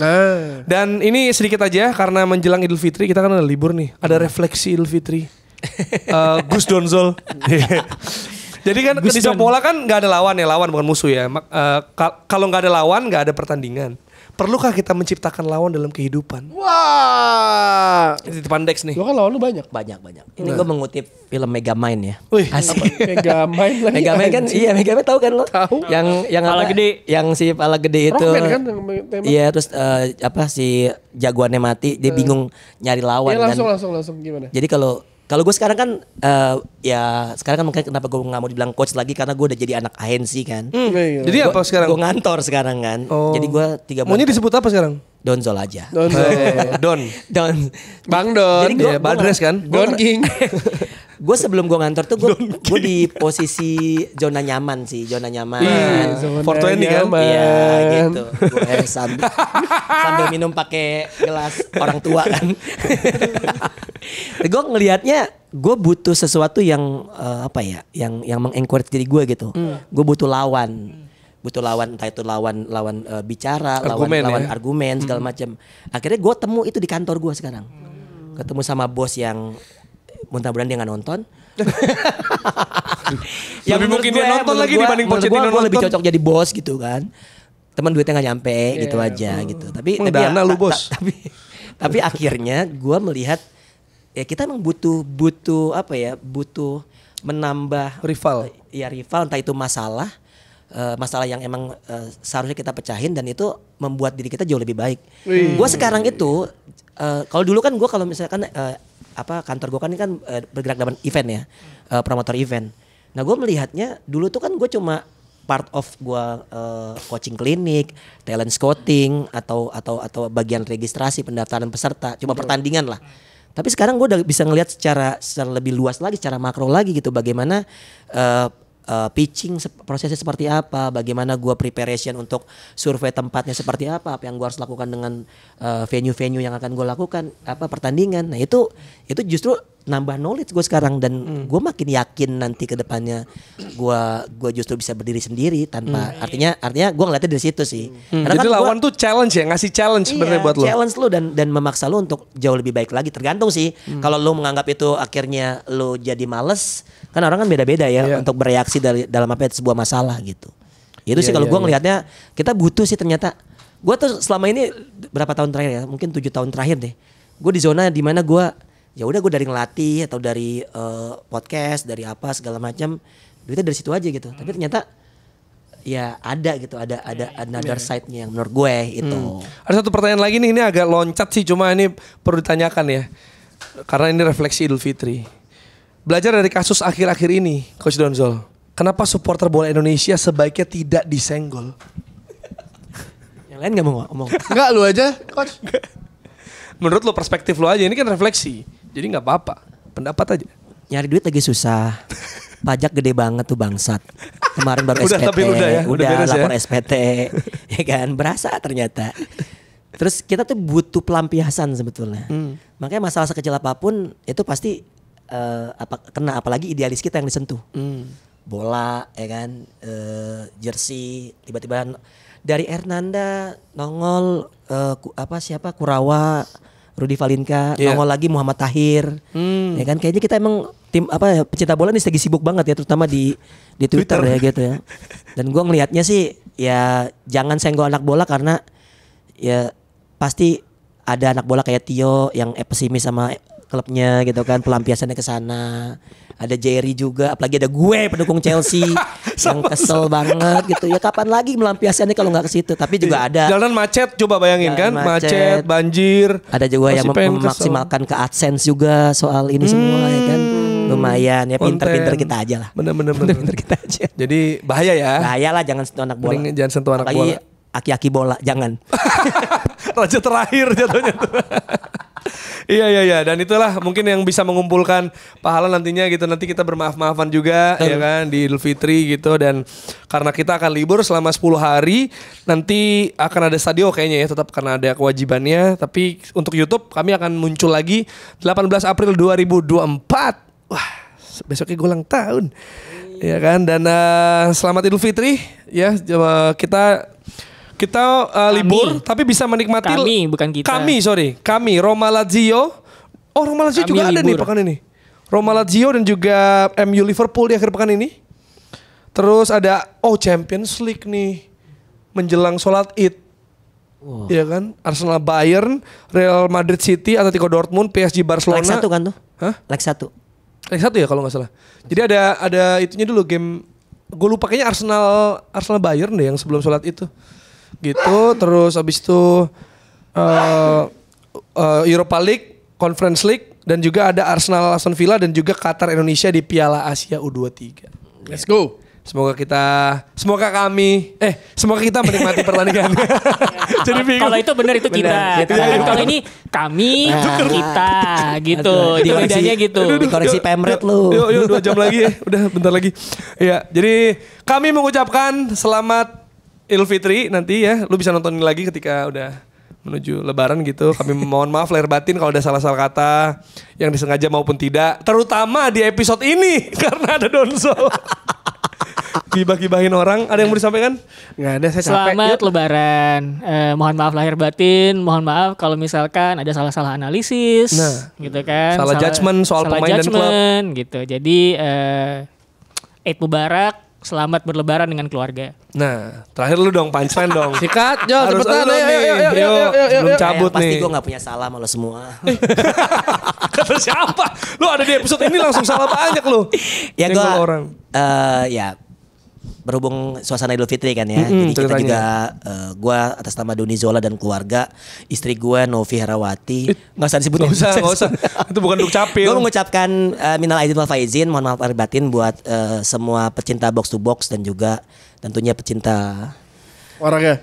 olahraga. Dan gue harap juga kita bisa ketemu lagi. Nantikan juga rencananya box to box mau bikin Tur di tur jaun 5 kota besar. Kalau ada sponsornya. Touring. anak madrasah tuh yang ketawa anak madrasah. Nah, closing udah belum? Apalagi udah? Ya jangan lupa box to box mau bikin Acara. akademi futsal bola. Weh. Udah harus di sounding gak sih? Nggak tahu sounding aja. Sounding ya apa? Rencananya Biar diisu mereka dulu. box to box mau bikin. Amin. Jadi buat lo semua yang udah punya anak, baik itu haram maupun halal. Sampai jumpa di episode terbaru Box to Box. Bye bye. Dadah.